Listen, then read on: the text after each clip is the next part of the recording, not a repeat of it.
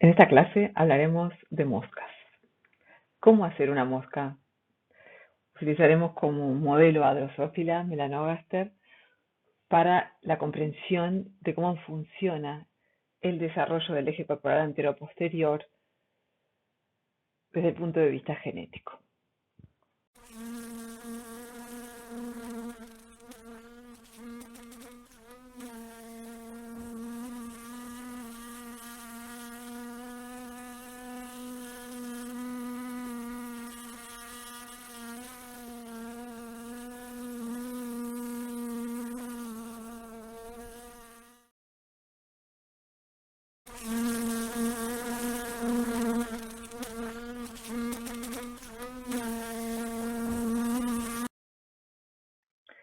Gracias en parte a los estudios de Thomas Morgan, durante la primera década del siglo XX, Drosophila se convierte en el organismo multicelular de genética mejor conocida. Esto tiene que ver con el grupo de investigación bastante particular que lo estudió y que colaboró muchísimo con otros investigadores, pero también tiene que ver con características propias del organismo. Aquí tienen un patrón corporal de la larva y de la mosca adulta, y veremos entonces que Drosophila es fácil de criar, es resistente, es prolífica, es tolerante a condiciones adversas, tiene un pequeño tamaño y también su genoma es pequeño y un bajo número de cromosomas que además en algunas fases larvarias tienen características politénicas que las hacen muy fáciles de identificar. Las técnicas para la cría y identificación de mutantes son fáciles, relativamente fáciles de aprender, y se desarrolla el organismo rápidamente con patrones reconocibles que además son comparables con los embriones de vertebrados. Aquí tenemos la comparación, por ejemplo, de la similitud con un embrión de vertebrado. Entonces, la mezcla de muchas técnicas desarrolladas en genética más una buena actitud de investigación hace que, a pesar de que desde el punto de vista embriológico la mosca no es un gran organismo para trabajar, con el advenimiento de la biología molecular se lograron descifrar muchísimos procesos genéticos del desarrollo en Drosophila. Veamos entonces el ciclo de vida de Drosophila melanogaster. El huevo fertilizado después del clivaje, que forma un blastema sincicial, y la gastrulación, formando un embrión segmentado que eclosiona como una larva de alimentación que pasa a través de dos mudas y eventualmente forma una pupa que se metamorfosea en una mosca adulta. Esta fotografía muestra un escaneo electrónico de microscopio electrónico de huevos de Drosophila antes de la fertilización arriba, señalando el micrópilo, que es el lugar donde entra el esperma, en el extremo anterior del huevo. Los filamentos dorsales son estructuras extraembrionarias. Y aquí tenemos una larva y tenemos una pupa, y esta es la escala de tamaño. Durante su desarrollo temprano, el embrión permanece esencialmente como un sinsitio, con solamente núcleos dentro de una única célula en un citoplasma común. Después de la fertilización y fusión de los espermatozoide y óvulo, el núcleo del cigoto sufre una serie de divisiones rápidas, mitóticas, cada 9 minutos aproximadamente, pero que no están separadas por citoquinesis, generando entonces ese sincicio. Después de la 9ª división, los núcleos se empiezan a mover hacia la periferia del embrión, formando el blastodermo sincicial. Aproximadamente 15 células polares que darán lugar a las células germinales forman un grupo separado en el extremo posterior del embrión. Poco después, las membranas crecen desde la superficie para encerrar los núcleos y formar células, y el blastodermo se vuelve verdaderamente celular. Esto corresponde a la mitosis número 13. El blastodermo sincicial es equivalente a la etapa blástula o blastodermo de otros animales. Cada núcleo dentro del blastodermo sincicial está contenido dentro de su propio pequeño territorio de proteínas y citoesqueleto. Sin embargo, dado que no hay membranas, incluso las moléculas grandes como las proteínas pueden difundir y fusionarse entre núcleos durante estas primeras horas de desarrollo. Aquí vemos entonces micrografías de láser confocal de embriones con la cromatina teñida señalando a los núcleos que muestran el clivaje inicialmente en toda la célula y luego la migración, el movimiento de los núcleos hacia la periferia. Aquí vemos ya la estructura de las células polares y aquí finalmente la celularización formando el blastodermo celular. Corresponde cada número a cada número de división mitótica. Empieza en el 11, pero a partir del 13, de la división 13, se puede decir que comienza realmente la expresión cigótica. Hasta ahora no hay expresión génica en todas estas primeras divisiones. Recién se restablece en la 13, la división cigótica comienza, y eso es lo que se conoce como la transición de la blástula media.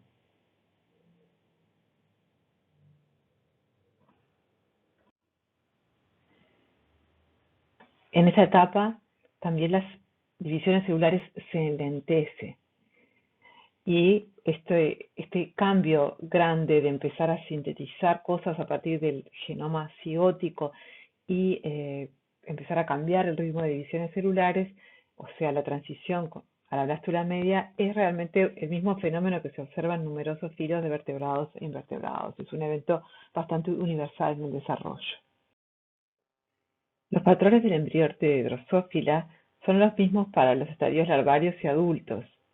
Cada uno tiene entonces dos ejes, un eje anteroposterior y un eje dorsoventral.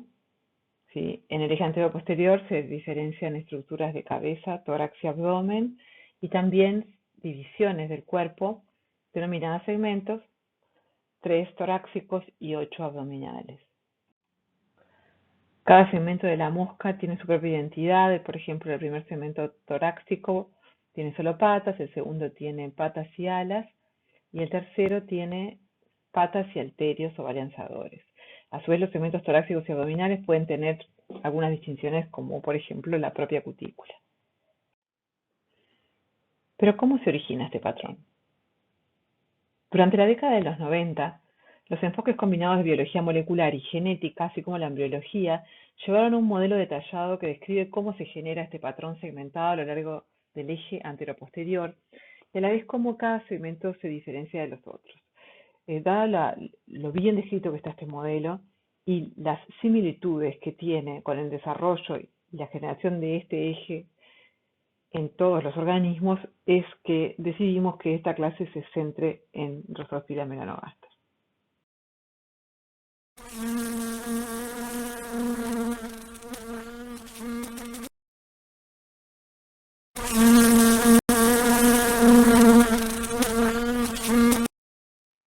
El plan de desarrollo comienza en el ovocito. Los ejes del cuerpo se establecen desde la etapa de la gametogénesis femenina en el ovocito por distribución diferencial de ARN mensajero y proteínas maternas. Un huevo de Drosophila antes de la fertilización posee ARN mensajeros localizados en regiones específicas. Aquí se muestra el ARN de la proteína bicoid, del gen bicoid en el extremo anterior y en el posterior de Nanus.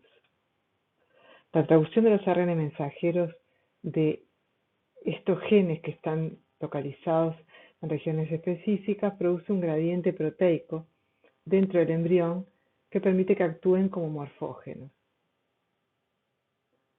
Pero ¿cómo se establece la distribución asimétrica de mensajero y proteínas en el ovocito? La formación del eje anteroposterior comienza en el ovocito. Cuando el ovocito se encuentra en la cámara del huevo, las interacciones entre las células nodrizas, las células foliculares y el ovocito van a determinar la polaridad. La polaridad anteroposterior del embrión, de la larva y del adulto tienen su origen justamente en la posición que tiene el ovocito dentro de las células foliculares del ovario. El primer signo visible de polarización anteroposterior durante la ovogénesis es el movimiento del ovocito hacia el extremo de la cámara del huevo, donde se pone en contacto con las células del folículo. Las células nodrizas del ovario depositan ARN mensajeros en el ovocito en desarrollo y estos ARN mensajeros son distribuidos en regiones diferentes del ovocito en función de interacciones específicas con las células foliculares. El epitelio folicular, inicialmente uniforme, comienza entonces a diferenciarse en función de señales enviadas por el ovocito. Y el ovocito va a inducir a las células foliculares que están en contacto con él a adoptar un destino posterior, mientras que las células del folículo en el otro extremo de la cámara del huevo, que no están en contacto con el ovocito, no se ven afectadas y se convierten en las células foliculares anteriores. La señal inductiva del ovocito que transmite la posteriorización al epitelio folicular es transmitida por una proteína conocida como Gurken, señalada aquí en verde. El ARN mensajero de Gurken es sintetizado y secretado por las células nodrizas y es transportado al ovocito, donde se ubica en el extremo posterior, en la región entre el núcleo y el citoplasma, de contacto con las células foliculares.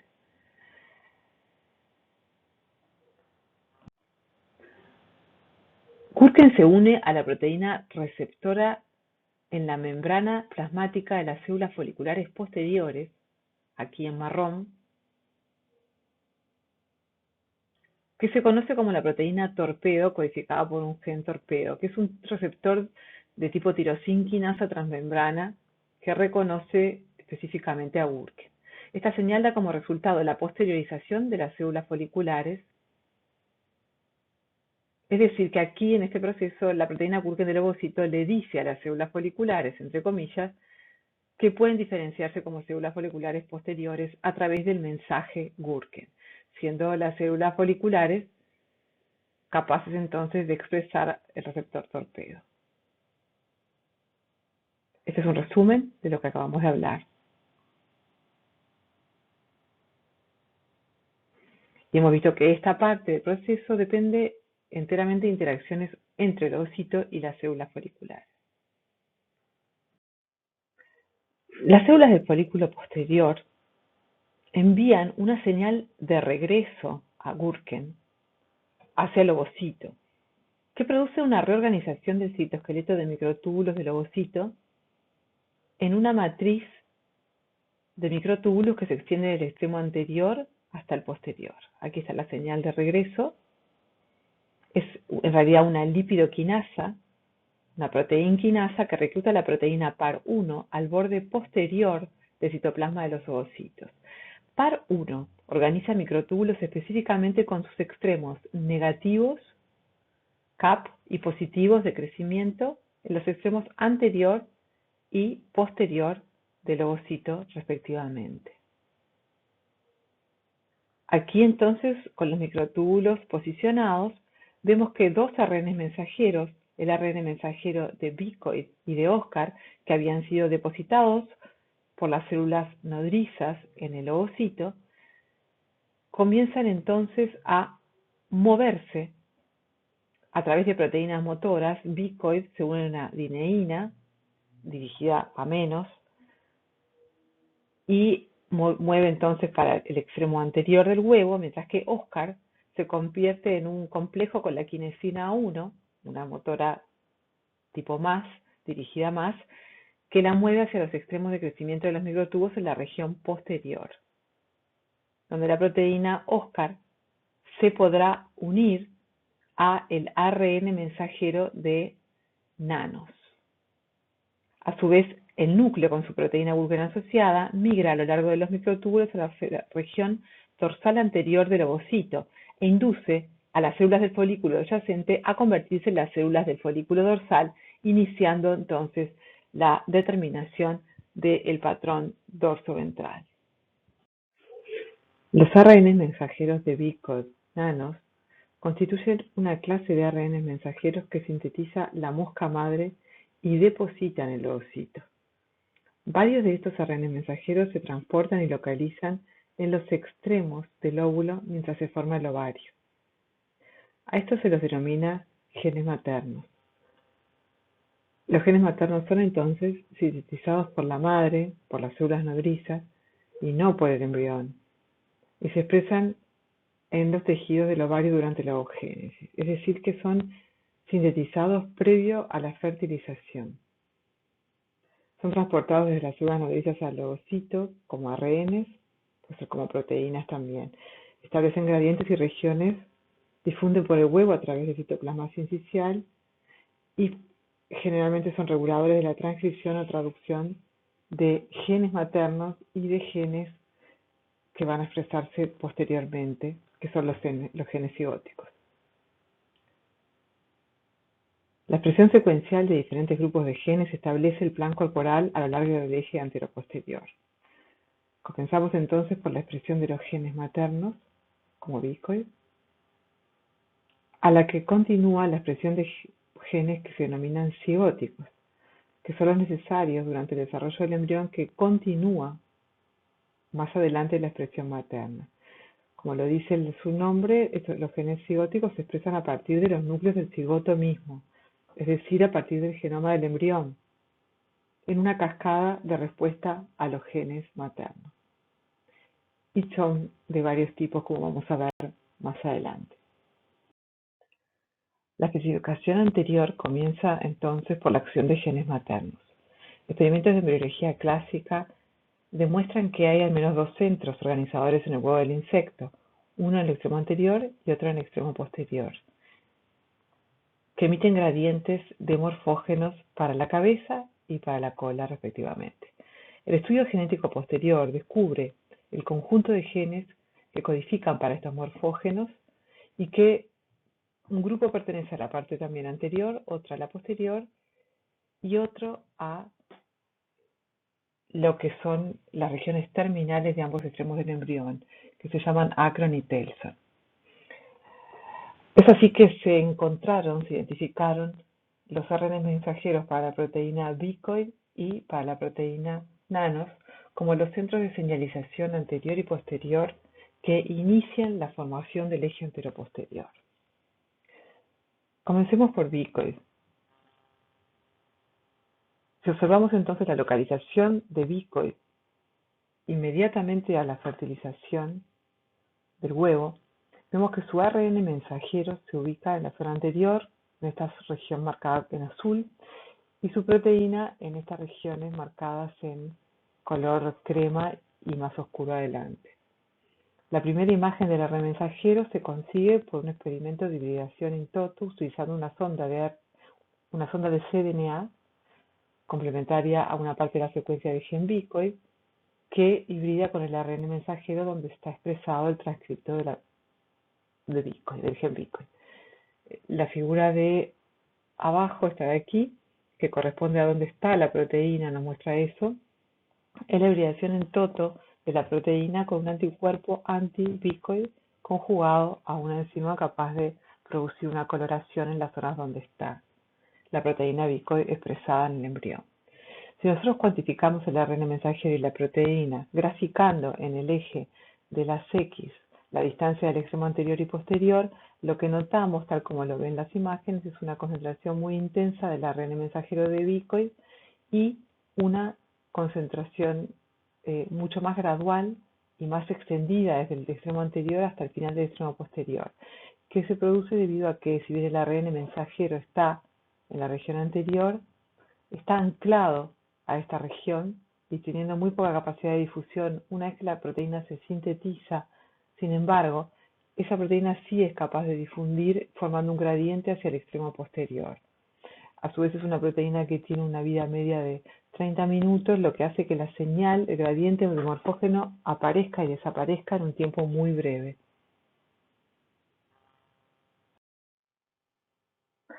¿Qué ocurre entonces cuando una hembra es deficiente en el gen bicoid?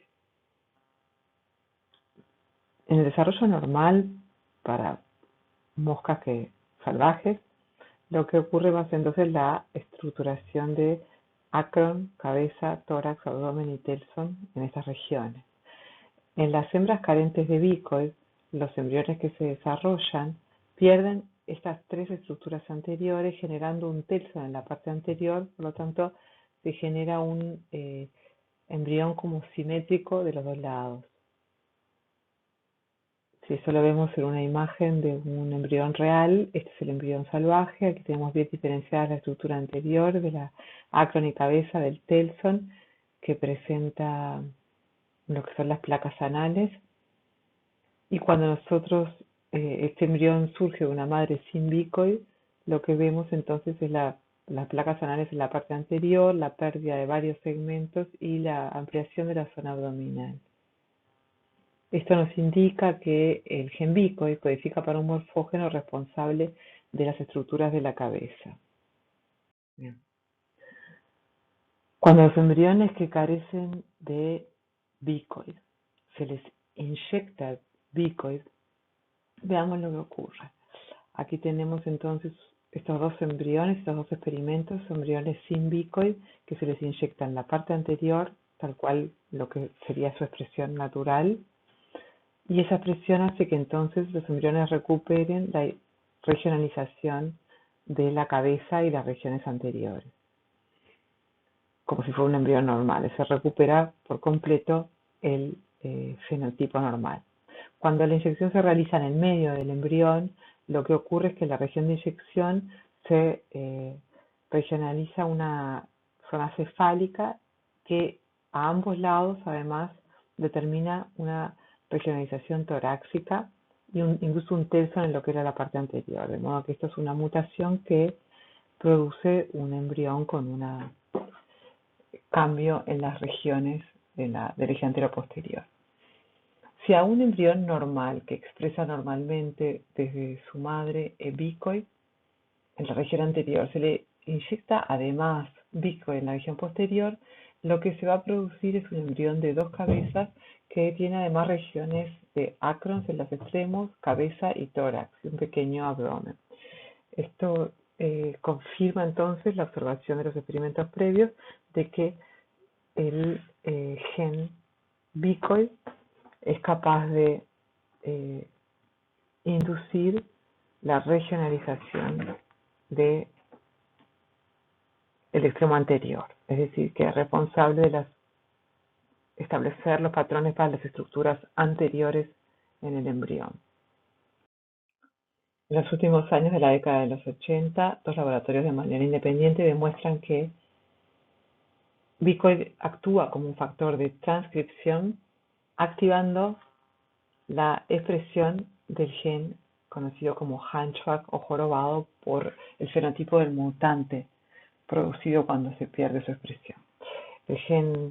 El ARN mensajero del gen hunchback se encuentra también en la región anterior del embrión. Bicoid promueve la transcripción del gen hunchback cigótico. Hay ARN mensajero materno también en el embrión distribuido homogéneamente previo a la fertilización, pero la acción de bicoid es sobre la transcripción cigótica.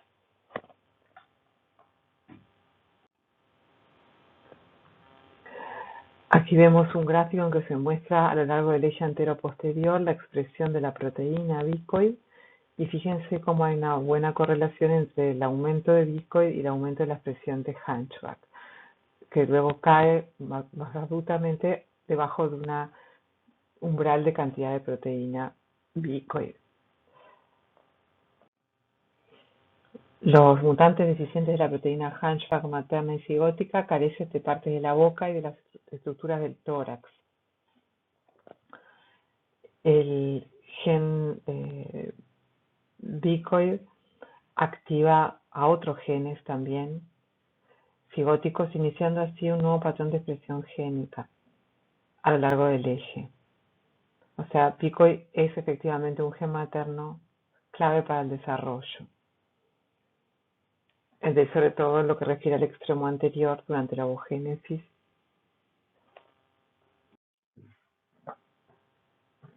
¿Cómo se especifica ahora el extremo posterior? Bien, ya vimos que uno de los principales actores es el gen nanos. Es verdad que el patrón posterior está controlado por los gradientes de proteínas nanos y caudal. En realidad está especificado por la acción de muchos genes, igual que el anterior.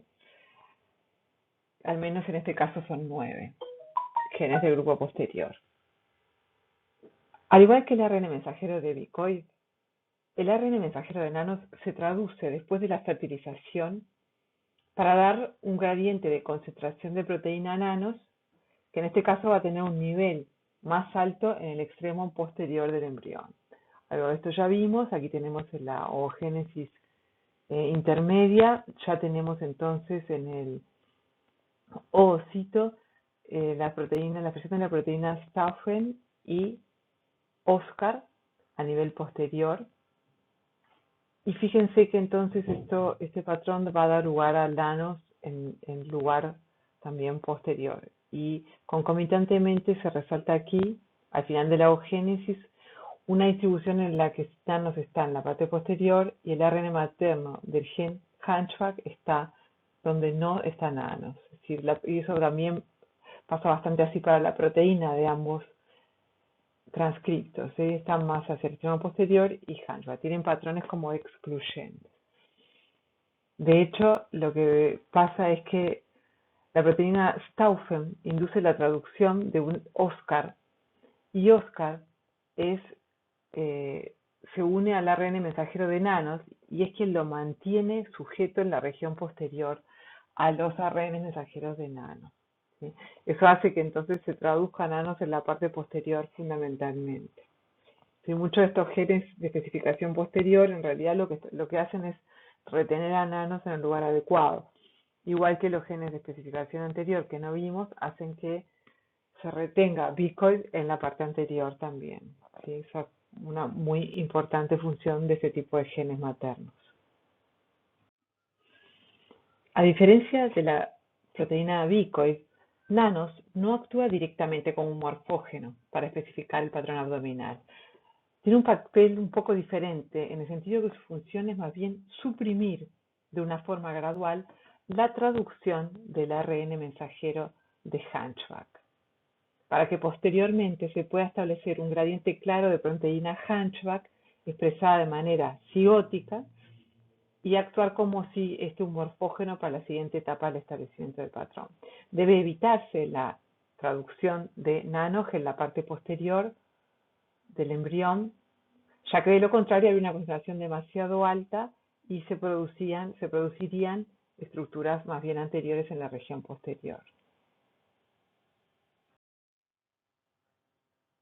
La represión de nanos sobre Hunchback ocurre a nivel de la traducción del ARN mensajero del gen.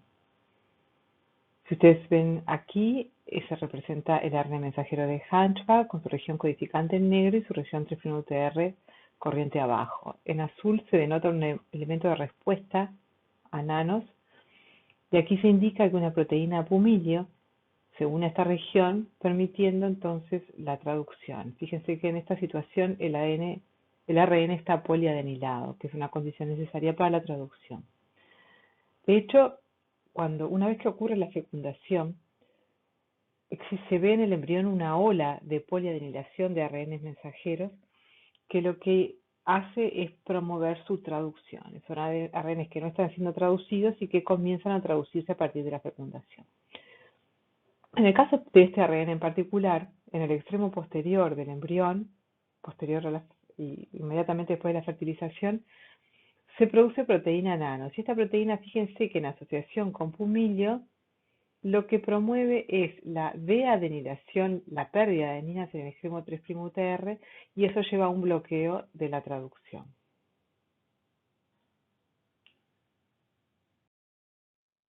A diferencia de la proteína bicoide, sin embargo, la proteína nanos no actúa directamente como un morfógeno para especificar el patrón abdominal. Tiene un papel bastante diferente. Su función es suprimir de forma gradual la traducción del ARN mensajero materno del gen Hunchback, para que posteriormente se pueda establecer un gradiente claro de proteína Hunchback expresada de manera cigótica y actuar como un morfógeno para la siguiente etapa del establecimiento del patrón.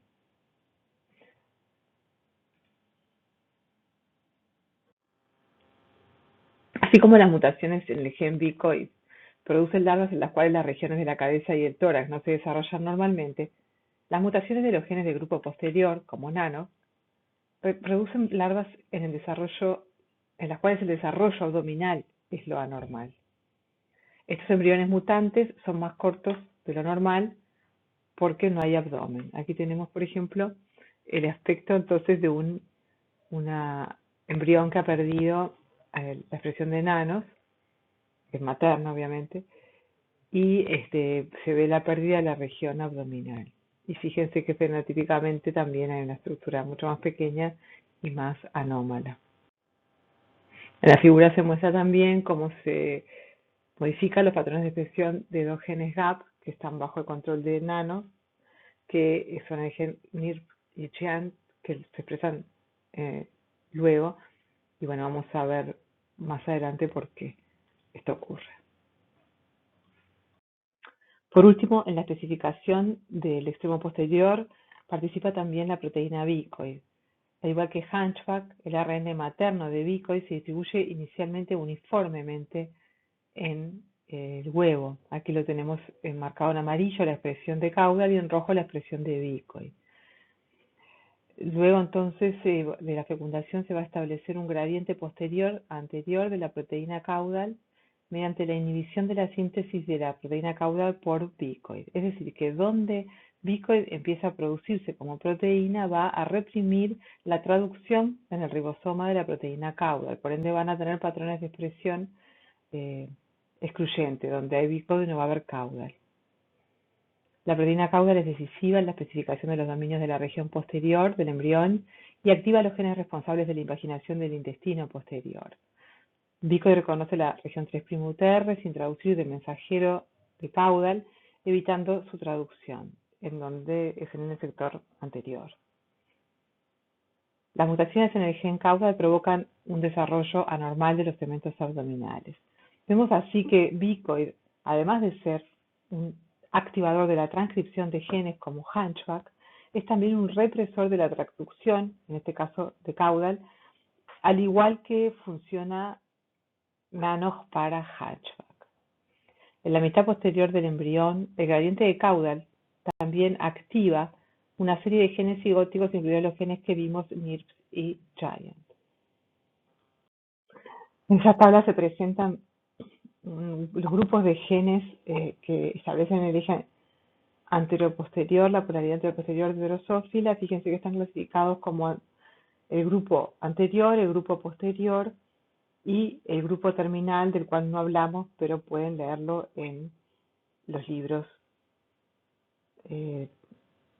recomendados. ¿Sí? Vimos además algunos de los ejemplos, pero sepan que, como ya dijimos, hay bastantes más y se han determinado a partir de la identificación de mutantes y después, posteriormente, de la determinación de su función molecular, a nivel molecular. Creo que en este momento prácticamente saben cómo hacer el eje anteroposterior de una mosca. A modo de resumen, digamos entonces que al finalizar la ovogénesis, el mensaje de bicoid se ancla en la parte anterior, el extremo anterior del ovocito, y el mensaje de nanos se ubica en el extremo posterior. Estos dos ARN mensajeros están inactivos hasta la ovulación y la fertilización, momento en el cual se traducen. Aquí tenemos entonces a Hunchback y a caudal distribuidos en forma homogénea en este momento en el ovocito. Dado de que los productos proteicos de nanos y de bicoid no están unidos al citoesqueleto, una vez que se traducen después de la fertilización, se difunden desde los extremos hacia las regiones intermedias en un gradiente decreciente hacia el extremo opuesto.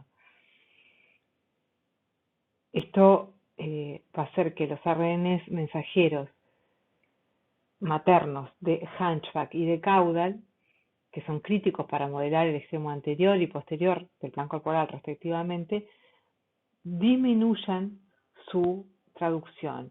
Hunchback reprimido por nanos y caudal reprimido por bicoid. Entonces, el resultado es que tenemos 4 gradientes distintos, uno de bicoid, otro de Hunchback, otro de nanos y otro de caudal. Estos dos posterior-anterior y estos anterior-posterior. Si esto vemos en un diagrama de interacciones, podemos decir entonces que el ARN mensajero de bicoid, en trabajo conjunto con unas cuantas proteínas maternas más, generan a la proteína bicoid localizada en el extremo anterior en un gradiente hacia abajo. Esta proteína reprime la traducción de caudal.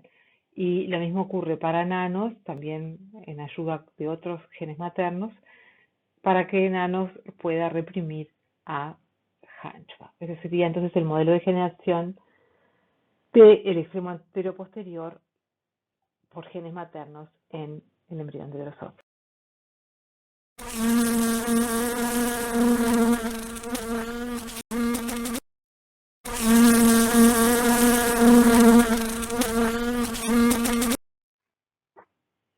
Las actividades secuenciales de los genes maternos y cigóticos modelan al embrión en una serie muy calculada de pasos. Primero se establecen diferencias entre regiones amplias y luego se refinan estas diferencias para producir un mayor número de dominios de desarrollo más pequeños, caracterizados por un perfil único de actividad de genes cigóticos. Los genes del desarrollo actúan en una secuencia temporal estricta. Forman una jerarquía de actividades génicas en la que la acción de un conjunto de genes es esencial para que se active otro conjunto de genes y, por lo tanto, para que ocurra la siguiente etapa del desarrollo. La transición materno-cigótica en Drosophila está mediada por genes de segmentación, que dividen el embrión temprano en una serie repetitiva de primordios segmentados a lo largo del eje anteroposterior. Los genes de segmentación se definieron originalmente por mutaciones cigóticas que interrumpieron el plan corporal, y estos genes están clasificados en 3 grupos basados justamente en el fenotipo de los mutantes: los genes GAP, los genes de la regla de par y los genes de polaridad de segmento. Los primeros genes regulados por los efectores maternos son expresados en dominios extensos, denominados que ocupan aproximadamente 3 segmentos y que se expresan con cierta superposición. Estos genes se denominan GAP debido a que las mutaciones en estos causan intervalos o huecos, que en inglés se dicen gaps, en el patrón de segmentación. Son los primeros genes que son transcritos a partir del genoma mismo del embrión, los primeros genes cigóticos. Diferentes concentraciones de la proteína del gen GAP causan la transcripción de los siguientes genes cigóticos, que son los genes de la regla de pares o pair rule en inglés, que dividen al embrión en unidades periódicas. Estos genes, cuando se expresan, producen patrones en franja perpendiculares al eje anteroposterior que definen 7 bandas. Si ustedes observan aquí, hay 2 colores que corresponden a la expresión de estos 2 genes, ID y FTZ. Las proteínas que producen estos genes de pair rule activan a su vez, posteriormente, la transcripción de los genes de polaridad de segmento, que son estos que están aquí, que dividen el embrión ahora en 14 unidades segmentarias externas, estableciendo la periodicidad del embrión. Luego de los genes de segmentación, la acción conjunta de estos genes va a producir ahora la expresión de genes selectores homeóticos que pertenecen a otra clase, que también se conocen como genes homeóticos, cuya transcripción determina la identidad de desarrollo de cada segmento. El compromiso del destino celular en Drosophila parece entonces tener 2 grandes pasos: el de especificación a partir de la madre y el de determinación que ocurre en el cigoto. Al principio del desarrollo de la mosca, el destino de una célula depende de las señales proporcionadas por gradientes de proteínas. Esta especificación del destino celular flexible puede ser alterada en respuesta a las señales de otras células. Eventualmente, sin embargo, las células experimentan una transición que las compromete o las determina en forma irreversible hacia un destino celular intrínseco de la célula.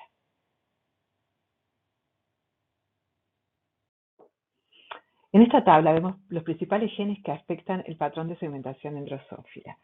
Fíjense que se colocan aquí las categorías distintas que hablamos y los nombres de los genes, algunos de los cuales vamos a ver un poco más en detalle. A la derecha, ustedes tienen un ejemplo de un gen perteneciente a cada uno de los 3 tipos que mencionamos, en el cual se ve cuál es su patrón de expresión en azul en el embrión normal y tempranamente y más tarde, ¿sí? Donde se expresa la proteína que codifica este gen y dónde se ve en la larva normal, cuál es el área de acción correspondiente a la larva normal. Cuando nosotros disrumpimos este gen en un mutante, lo que obtenemos es una larva mucho más pequeña que ha perdido toda la región donde se expresa este gen. Esto es un gen de los genes GAP que se expresan en una amplia región en el eje anteroposterior. Los genes de Pair Rule o regla de pares, fíjense que como vimos se expresan en bandas, alrededor de 7 bandas en el eje anteroposterior, ¿sí? Y aquí tenemos cómo se expresa más tarde y en la larva normal más adelante. El mutante tiene una pérdida de un segmento intercalado de cada dos. Esos son los de las reglas de pares. Por último, los mutantes en genes de polaridad de segmento, como en GRAIL, en el ejemplo, se expresan en 14 bandas distintas, como vimos. Aquí lo vemos entonces en el embrión más tardío y en la larva. Y el mutante lo que muestra son defectos de tipo de lesiones, duplicaciones o inversiones de polaridad en cada segmento. Comencemos entonces por los genes GAP, que son los primeros genes en expresarse en el cigoto y son genes de segmentación. Aquí tenemos entonces una imagen donde se ve la localización de dos genes GAP en bandas amplias con un solapamiento en el medio. Los genes GAP son mayormente factores de transcripción que se van a activar o reprimir en respuesta a los genes maternos y que luego van a regular la expresión del siguiente grupo de genes que son los de la regla de pares. Los genes GAP se expresan en uno o dos dominios amplios a lo largo del eje anteroposterior. Estos patrones de expresión se correlacionan bastante bien, como dijimos, con las mutaciones en estos genes. El gradiente de Hunchback es particularmente importante para establecer los patrones iniciales de expresión génica de los genes GAP. Los patrones de estos de transcripción anterior se inician por las diferentes concentraciones de proteínas Hunchback y Bicoid. Altos niveles de ambas proteínas inducen la expresión de Giant, mientras que la transcripción de Kruppel aparece en la región donde Hunchback comienza a declinar. A su vez, altos niveles de Hunchback, en ausencia de Bicoid, también impiden la transcripción de los genes GAP posteriores, Giant y NIRPS, en la región anterior del embrión. Se cree que un gradiente de la proteína caudal, que es alto en el extremo posterior, es responsable de activar los genes GAP abdominales, Giant y NIRPS, en la parte posterior del embrión. Es así entonces que un gen como Giant tiene dos métodos de activación. Uno para su banda de expresión anterior, a través de Bicoid y Hunchback, y otro para su banda de expresión posterior, a través de caudal. Después de que el patrón inicial de expresión de los genes GAP se ha establecido, este se estabiliza y mantiene por interacciones represivas entre los diferentes genes GAP o proteínas producidas por ellos. Esto se facilita porque están dentro de un sinsitio en este momento los núcleos. Se cree que las inhibiciones entre los genes GAP se dan por una regulación directa transcripcional, ya que ellos son factores de transcripción. Aquí vemos un esquema en el que se pueden ver con más tiempo y más detalle los diferentes tipos de interacciones de los que hablamos, aquí en flechas las positivas y en barritas las negativas entre los genes maternos y los genes cigóticos. Observemos estos fenómenos de un modo distinto. El gradiente posterior de Bicoid y caudal regula la expresión de NIRPS, jorobado, Kruppel y Giant. El gen sin cola o tailless previene estas rutas de diseño en los extremos posterior y anterior del embrión. Los tres interruptores de palanca activados a lo largo del eje anteroposterior para establecer los dominios de GAP se representan aquí. Aquí la inhibición mutua entre NIRPS y jorobado posicionan el dominio de la proteína NIRPS alrededor de un 60 a 80% del largo del eje anteroposterior. Jorobado inhibe la expresión del gen Krüppel a altas concentraciones, pero las promueve a concentraciones intermedias. Krüppel y Giant se inhiben mutuamente la síntesis de uno al otro y por eso se observan en patrones también excluyentes en el embrión. Los productos proteicos de los genes GAP interactúan con las proteínas de los genes GAP vecinos para activar la transcripción de los siguientes genes en esta cascada, que son los genes de la regla de Parr. Los productos de los mismos, como dijimos, subdividen en regiones intercaladas, una prendida y otra apagada, como se muestra para estos dos genes, en forma alternada.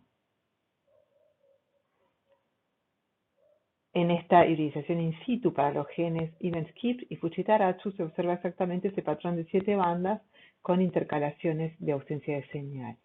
Esta especie de franja de cebra le da ese nombre de genes de regla de pares que dividen el embrión finalmente en 15 subunidades. Son 8 los genes de la regla de pares que se conocen. También codifican para factores de transcripción, igual que los genes de la regla de pares. Algo interesante que se observó es que los genes de la regla de Parr no son expresados en segmentos, sino en parasegmentos alternados en el blastómero. Esta es la imagen que acabamos de ver, solo que se ve la cinética desde las 3 a las 3 horas y media después de la fertilización, donde se marcan mucho mejor estos dos genes, Fujitaratsu y Eve. Si nosotros vemos entonces estas regiones a qué corresponden más adelante en el embrión, y aquí tenemos estos segmentos finales en el embrión, aquí tenemos los de la cabeza, los del tórax y los diferentes segmentos abdominales. Si cada uno de ellos lo dividimos entre la región posterior, por ejemplo, vamos a ver el maxilar, la anterior y la posterior, lo que nosotros notamos es que la expresión de la proteína, por ejemplo, Fujitaratsu, que se indica aquí, en esta barra, corresponde en realidad a 7 regiones que no son un segmento, sino son la mitad posterior del segmento maxilar y la mitad anterior del segmento labial. Estas 14 regiones son los parasegmentos. A pesar de que los segmentos son las principales divisiones anatómicas del plan corporal de la larva y el adulto, ellos están construidos a partir de los parasegmentos, que son en realidad las unidades básicas de construcción del desarrollo. ¿Cómo se establece la expresión de los genes de la regla de Parr? Utilicemos el ejemplo del gen Eve-Skip.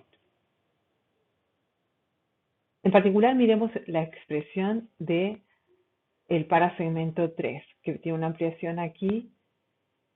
Y si ustedes observan, donde hay un pico de expresión de Eve-Skip, ocurre por un lado que hay una expresión alta de Hunchback y cierta expresión de Bicoy que nos hace ver que estos genes probablemente son activadores, de hecho son activadores de la expresión en este segmento de Eve-Skip. Mientras que es claro también que cuando comienza a ver Giant, en la expresión anterior de la banda de Giant, la expresión disminuye, no casualmente, porque Giant es un represor, al igual que Krüppel es un represor de la expresión de Eve-Skip. La activación de un gen de la regla de Parr, entonces, en un parasegmento, depende del efecto combinado de diferentes activadores y represores.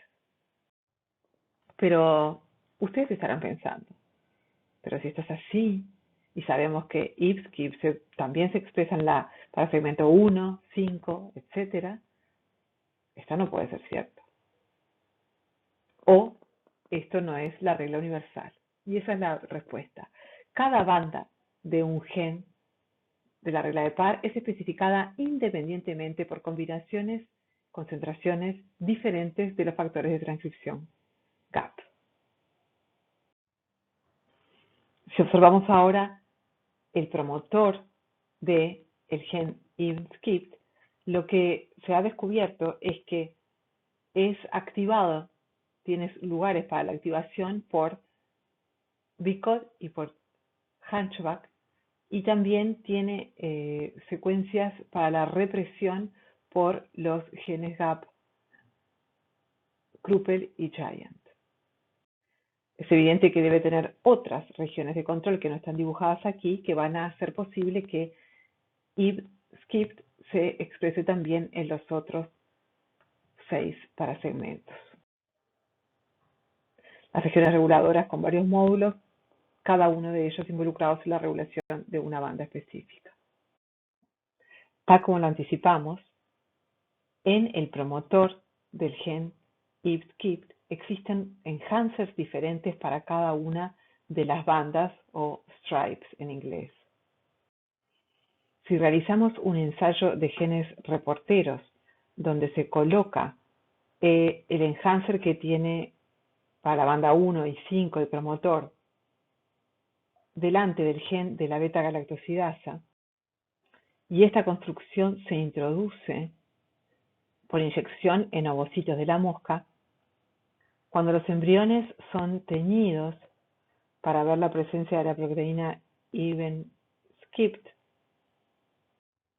endógena en naranja y la proteína codificada, la beta-galactosidasa codificada por el gen LAC-Z en color azul oscuro. Lo que observamos es que si se clona solamente el enhancer para el stripe 1 o la banda 1, la tinción se ubica en la 1, que si se coloca solo el de la 5, se produce en la banda 5, y cuando se colocan juntos en la construcción, se tiñen las dos bandas, se expresa la construcción en ambos. Si este mismo experimento se realiza ahora en un embrión deficiente en el gen Giant, lo que se observa es un engrosamiento muy grande de la banda 5 por la pérdida de lo que sería el borde posterior de la banda que está ausente. Es decir, que Giant en esta banda evidentemente está reprimiendo la expansión de la expresión a nivel posterior. Este experimento entonces refuerza el hecho de que cada banda del gen de la regla de pares es regulada de un modo diferente. Finalmente, llegamos a los genes de polaridad de segmento. Les aclaro que esto no está bien. Estos se llaman genes de polaridad y no de segmentación, como lo dice aquí. Estos genes son responsables del mantenimiento de ciertas estructuras repetidas dentro de cada segmento. Las mutaciones en los genes de polaridad de segmento hacen que una porción de cada segmento sea eliminada y sea reemplazada por una estructura en espejo de otra porción del segmento. Otra cosa fundamental de recordar aquí es que estamos hablando ahora de un embrión celularizado.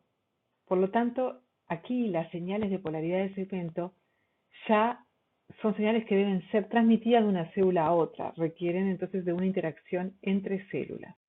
Los genes de polaridad de segmento llevan a cabo dos tareas importantes. En primer lugar, refuerzan la periodicidad parasegmentaria que fue establecida previamente.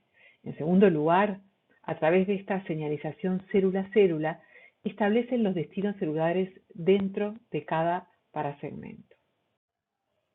Los genes de polaridad de segmento formarán entonces 14 bandas. Son activados por los genes de regla de pares y constituyen proteínas de las vías de transducción de señales de Wingles y Hedgehog en honor a sus mutantes. Nuevamente importa la distinción entre segmentos y parasegmentos. Ya vimos a los parasegmentos definidos por la expresión de los genes de la regla de par aquí en forma alternada, como está la expresión de even skipped. Y vemos que los segmentos que se van luego a definir, gracias ahora a los genes de polaridad, están compuestos cada segmento por la región posterior y la región anterior de parasegmentos consecutivos. Observen que la expresión de un gen de polaridad engrailed ocurre específicamente en la región anterior de los parasegmentos. Por lo tanto, al momento que se forma el segmento, se limita el segmento, engrailed va a seguir, pero ahora formando parte de lo que se denomina la parte posterior del segmento, que en realidad por regionalización es lo mismo, pero estructuralmente se llaman diferentes. Para ver cómo funciona la especificación de la expresión de los genes de polaridad de segmento, veamos el ejemplo de Engrailed y Wingles. De hecho, el gen Engrailed tiene un papel clave en la segmentación. Y a diferencia de la regla de pares y de los genes GAP, cuyas actividades son transitorias, estos genes, el gen Engrailed, se expresan durante toda la vida de la mosca. Otra gran diferencia es que en este momento ya estamos con un embrión celularizado. Estas 14 entonces rayas transversales que muestran la expresión de estos genes están siendo establecidas en presencia de células. Tanto es así que tenemos delimitado claramente que cada banda de un parasegmento está constituida en realidad por 4 células. Y solo una línea de células en el margen anterior de cada segmento va a expresar Engrailed. Llama atención ya el hecho de que Fujitaratsu e Eve tienen un patrón también clarísimo de expresión en relación a cuál de las columnas de células se expresa dentro del parasegmento. Como venimos diciendo, otra vez más, la expresión de Engrailed va a depender del patrón de expresión previa de los genes de la regla de pares, Fujitaratsu y Eve. Entonces, veamos en el embrión las diferentes regiones, y aquí, este es un esquema con un color distinto, pero representa las 4 células iguales que vimos aquí en cada parasegmento, ¿sí? En este esquema, la concentración de Eve y de Fujitaratsu, como se ve acá, no es del todo correcta en el sentido que esto debería estar bajando, ¿sí? Para ser más como la realidad.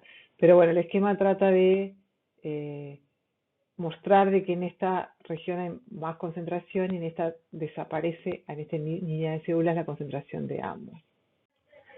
Aquí se vuelve a ver claro el hecho de que Engrailed está en la primera línea de células de parasegmento y corresponde a la zona de más alta expresión de Fujitaratsu o de Eve, mientras que Wingles siempre se encuentra en la región donde no hay expresión de ninguno de los dos genes de la regla de pares.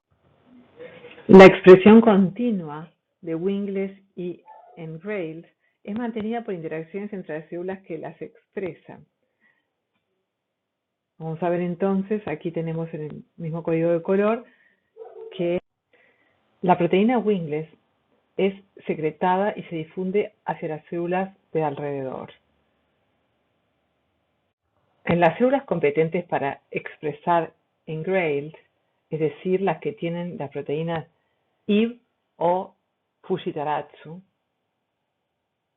la proteína Wingles reconoce al receptor Fritzl. Aquí tenemos una ampliación, imagínense, de estas dos células, ¿sí?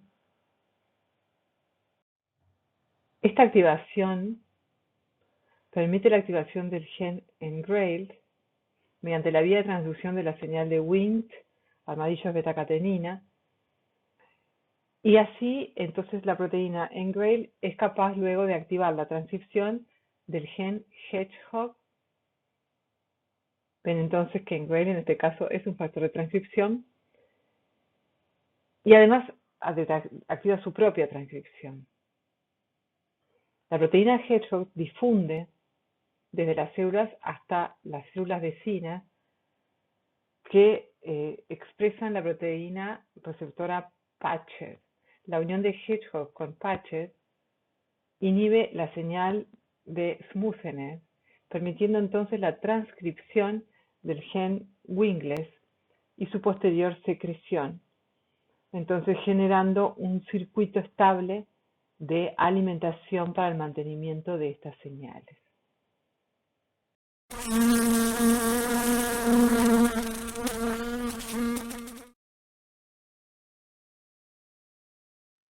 Llegamos entonces finalmente a los genes selectores o genes homeóticos. Son los genes que dan la identidad de segmentos. Esto es un grupo diferente a los genes de segmentación. Tienen características bastante específicas.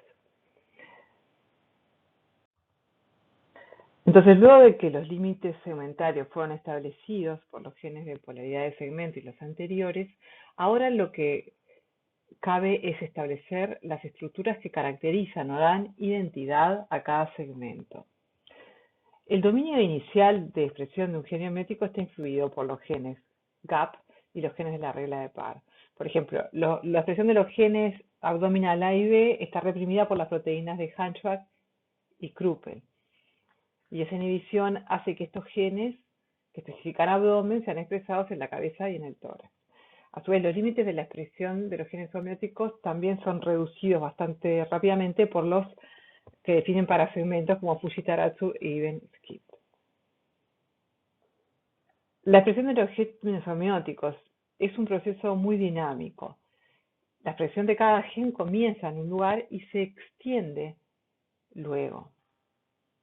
A su vez, al igual que para los genes anteriores, funciona la regla de que un gen homeótico es regulado negativamente por otros genes homeóticos. Y en este caso vamos a ver que por los que se expresan más posteriormente.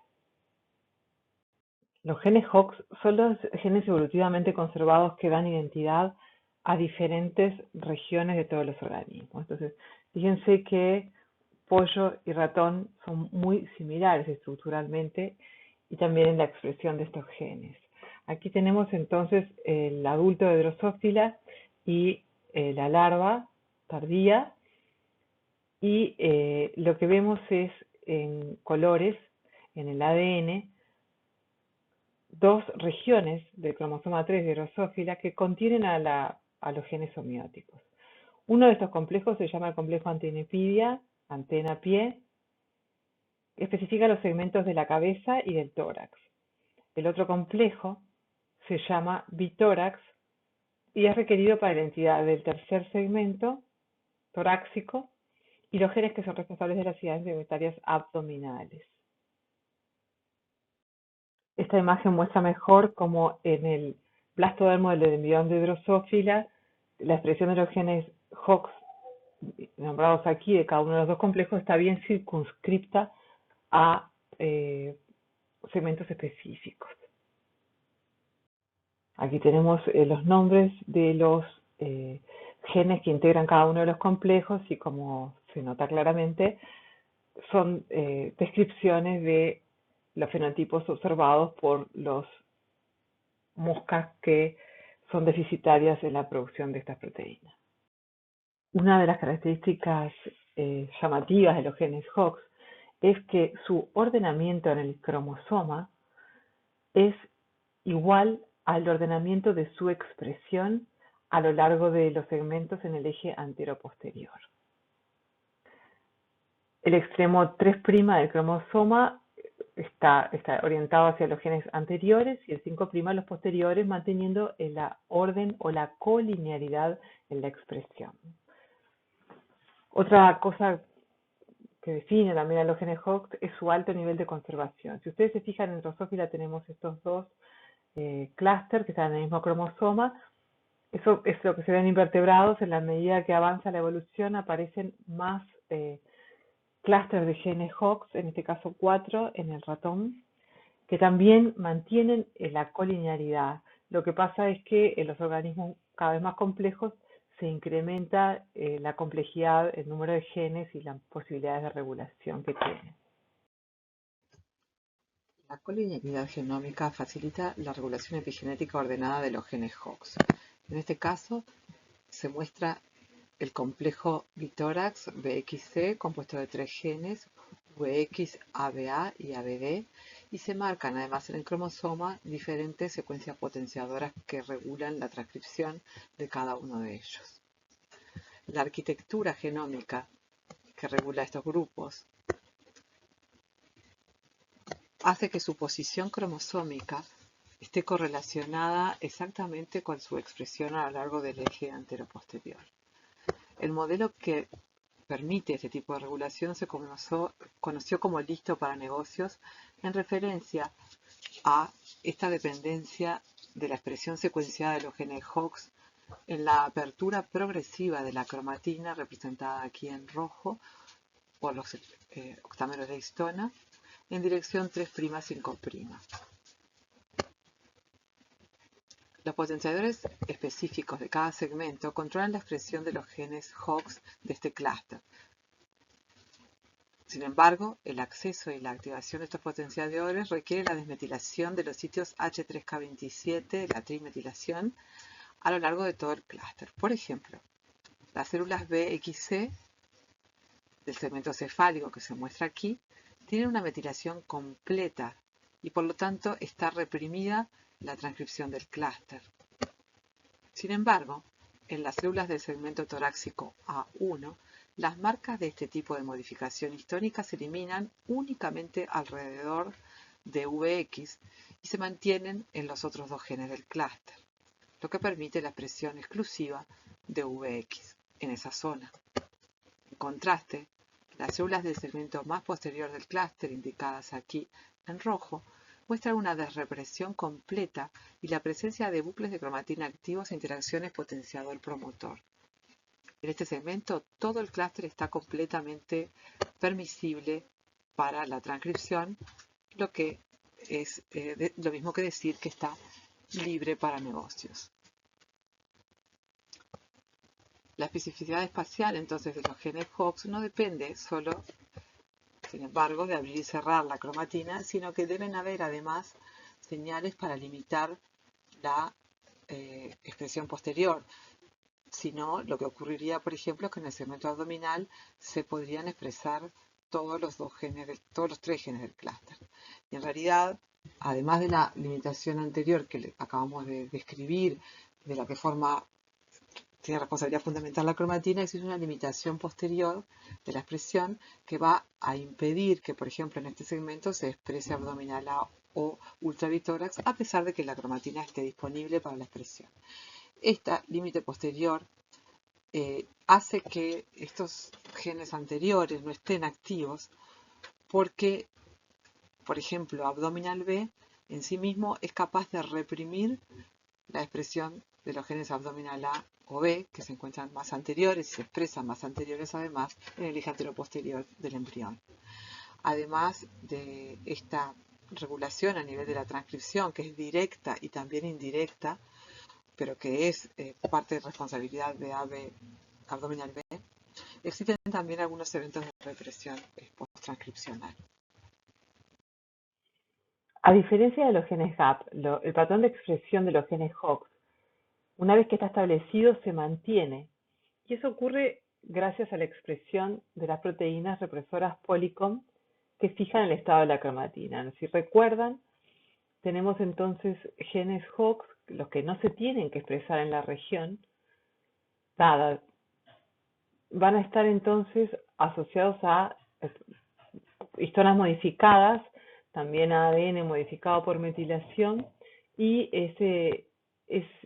eso va a convocar también al sistema de represión de Polycomb 2.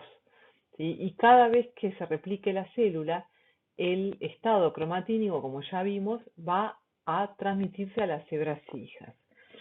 Y ese estado cromatínico a este nivel logra generar una estructura cromatínica compacta que no es activa transcripcionalmente, fijándose esto para el resto del desarrollo. Los genes Hox son una familia de genes homeóticos organizados en clústeres en el genoma. Satisfacen así dos criterios. Por un lugar, el primer criterio es que son genes homeóticos, lo que implica que cuando mutan genes de este tipo, causan transformaciones en la identidad del segmento, que se transforma de un segmento a otro. Por ejemplo, se sustituye un ala por una antena. Y eso se denominó transformaciones homeóticas y por ende que se denomina que son genes homeóticos. En el criterio 2, estos genes están organizados en agregados en el cromosoma y tienen un orden lineal en el genoma acorde a su orden de expresión a lo largo del eje anteroposterior. Es decir, que solo se denomina genes Hox a genes homeóticos que están ubicados en esos clústeres o agregados de genes conservados a lo largo de la evolución. Sin embargo, hay que aclarar que hay otros genes homeóticos que actúan durante el desarrollo, pero que no se ubican en estos clústeres o agregados, por lo que no se denominan genes Hox. Aquí tenemos entonces una proteína codificada por un gen Hox, donde se muestra la proteína en rojo y los dominios hélice vuelta a hélice, reconociendo una secuencia específica en el ADN que está denotada aquí. Aclaremos entonces otras dos definiciones. Se llama homeobox o homeocaja a una secuencia de ADN consenso para unión de proteínas con dominios tipo homeodominio. ¿Y qué es el homeodominio? Es un dominio proteico conservado que codifica al sitio de unión al ADN de una proteína que tenga reconocimiento de homeobox. Por lo tanto, los genes Hox son genes que tienen homeodominios y que reconocen secuencias de tipo homeobox, pero existen también otros genes, ya sea que son homeóticos o que no son homeóticos, factores de transcripción con diferentes consecuencias cuando se ven mutados en el desarrollo embrionario, que contienen estos tipos de dominios proteicos y reconocen secuencias consenso, por el estilo.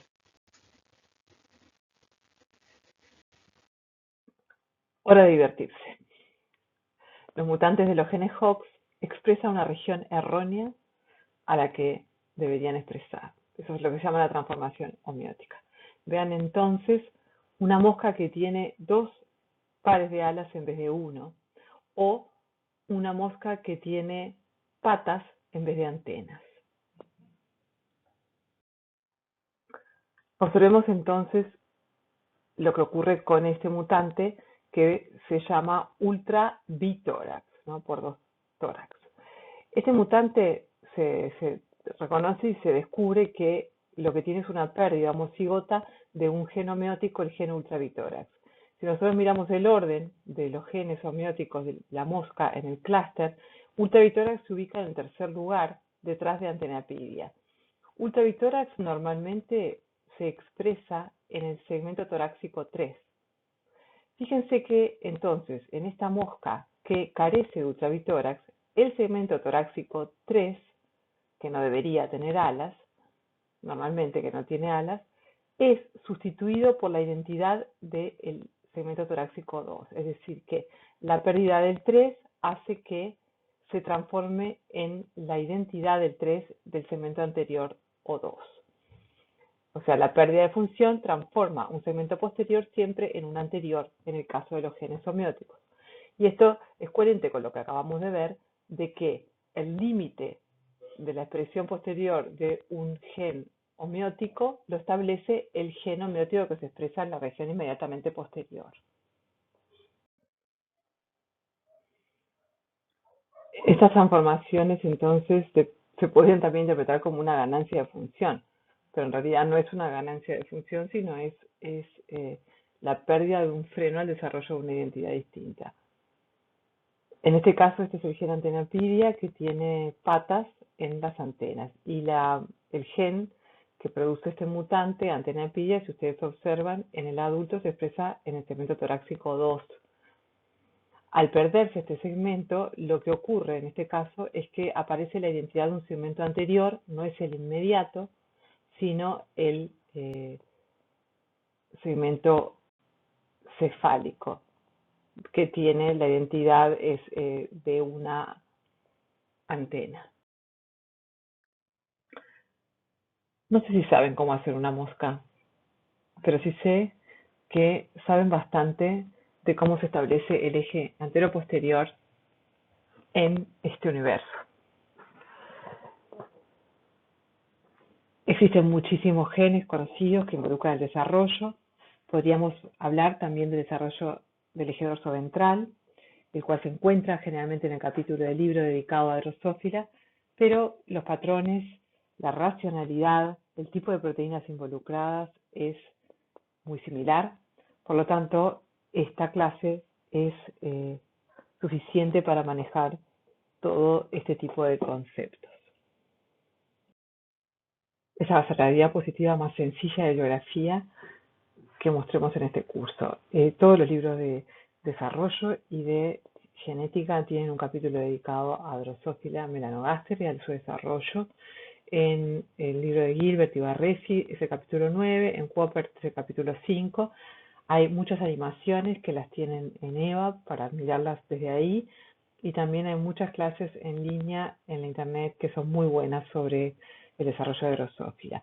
Por último, quisiera decirles que también pueden utilizar este link para ir a una de las grandes investigadoras que descubrió mucho de lo que vimos aquí, que es Christiane Nusslein-Volhard, quien estuvo con nosotros hace un par de años en el Congreso Internacional de Genética que ocurrió en las Cataratas de Iguazú, y que aún trabaja en un nuevo tema, que es todo lo que es el desarrollo de la pigmentación en peces. Es un ejemplo de una mujer que trabajó desde muy joven mucho en una época que trabajar era difícil para las mujeres en estas áreas. Espero que hayan disfrutado la clase. Nos vemos.